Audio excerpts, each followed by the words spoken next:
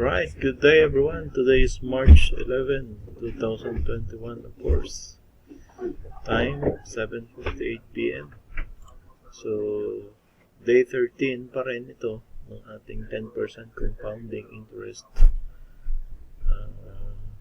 FEC na ang tawag doon documentation. So, kinompute ko kanina sa day 13, kung successfully tayong nananalo ng 10% ng capital every day, dapat ang capital na natin ngayon ay $163. So, in actual, kasi meron tayong 4 days na loss, 87.49 lang or $87. So, kanina, nakakuha na tayo or nag-gain na natin yung 10% na capital, na 10% ng capital, pero now we will try to win back the losses. So let's see magkano ulit. 10% lang muna nito, so 87 plus 8 is 95, so kailangan maging $95 ito.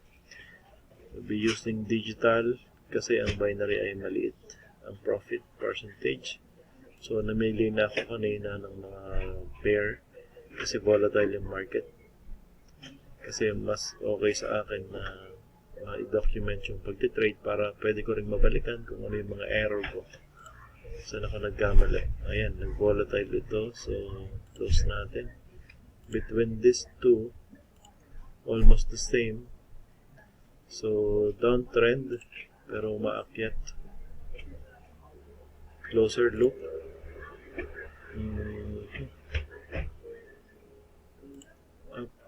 Up, paras ng halos, tingnan natin. So we'll be using trust the trend pa rin, trust the ladder, secret technique, and then expect the reversal.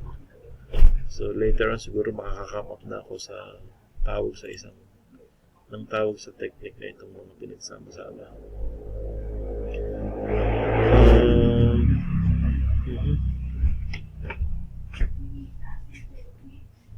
Nasa judgment line siya. Nagkukross ang yellow sa red na dalawa. So, stay still muna. Ayan.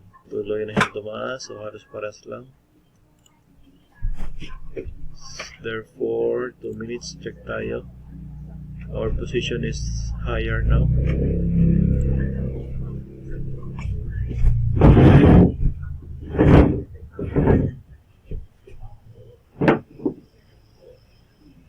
$95, kailangan maging $95.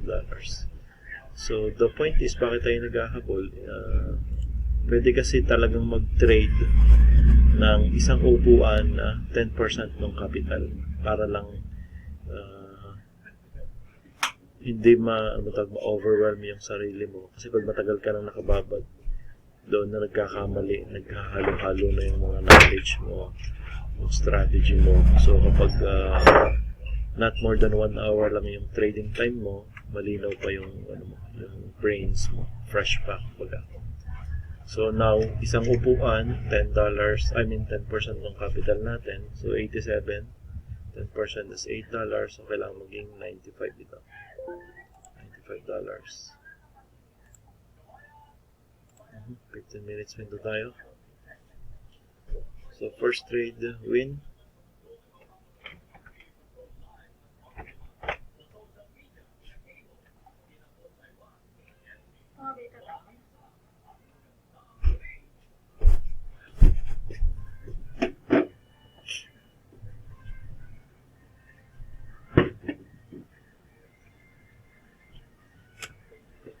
Ay naku, live na pala sa Success Community. Later on, madali lang to.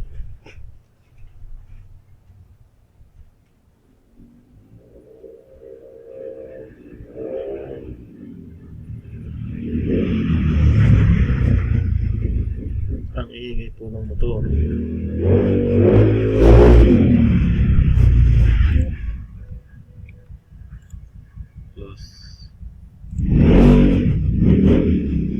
Up pa rin tayo.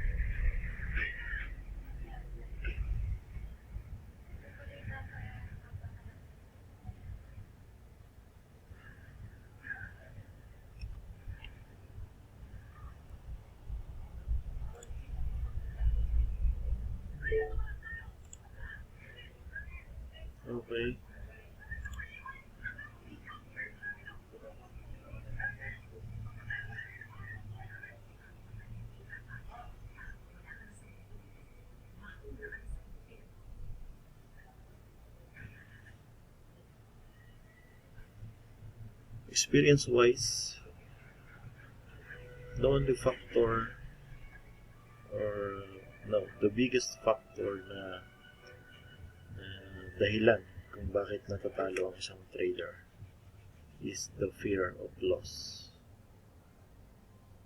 Yun talaga. Kasi you know the strategy, you know how to read the candles, you know how to trade, you know how to read the movements, you know. Kaya lang, nagkakaroon ng fear of loss, kaya natatalo. So yung fear of loss is napakalaki ng factor. Kasi imbis na sundin mo yung strategy mo, pag nakita mo na biglang bumababa, biglang tumataas. Tulad na lang nito, biglang nag-red yung candle. So parang bababa na siya, pero higher pa din ako kasi uptrend. And nakabuka pa itong dalawang moving averages. Pagkalayo, lalo na yung yellow.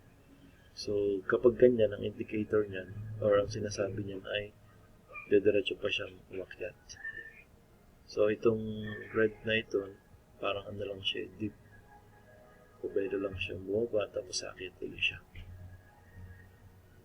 So yung strategy natin, para sa akin, kung stay tayo dito, it's really winning winning strategy. So 92, 3 trades more. Tingnan natin kasi medyo nag-oversold siya. Taas yung gap. So 2 minutes kasi kitang-kita mo yung mga candles Kapag nag-blue ito tapos green lang sabay, bago maubos ito, mag-up pa rin ako. If not, post muna tayo. Bakit tayo tumigil? We are becoming extra careful now. Kasi nag-gain na natin yung 10% kanina. So ngayon is additional lang para makahabol tayo doon sa chart ng 10%. So ayan, kung nag-hire tayo dito, more likely talo. At 30 seconds. Ayun. So again, tingin tayo ng 2 minutes. Tataas siya, yes. Bumababa bigla.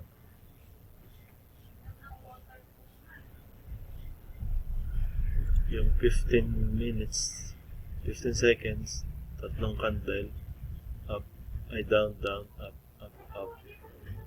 So therefore, mag-higher tayo in 30 seconds.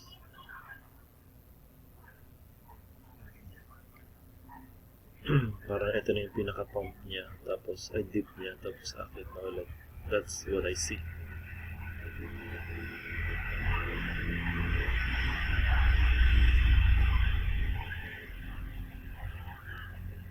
So yung goal natin is 95 lang, 91, 92, 93.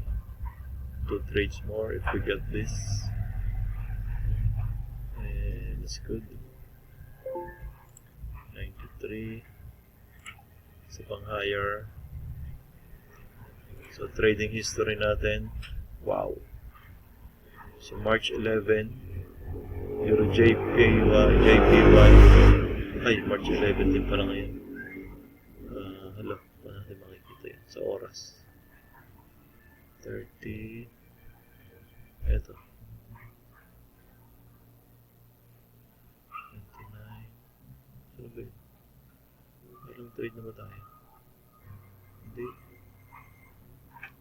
Ito lang pala. Sorry. 1, 2, 3, 4, 5, 6 trades, 5 wins.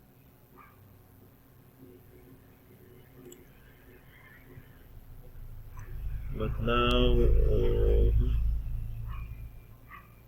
looking back here and here and here and here,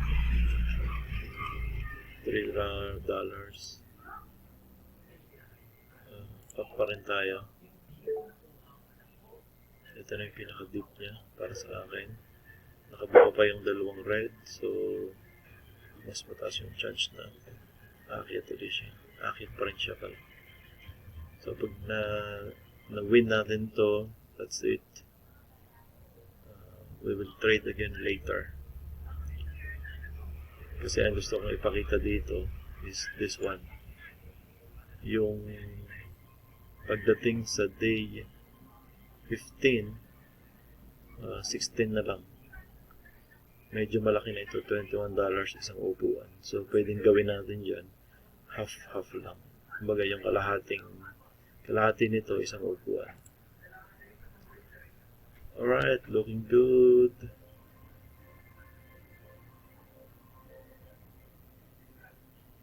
That's it. We did it perfectly. Done. Again, ang pinaka-strength natin is trust the trend. Okay, so we are using success ladder of success by Coach Chaplain Philip, and then yung 10% compounding interest ay kay mentor John Kalub. Yan, sana mapansin ako.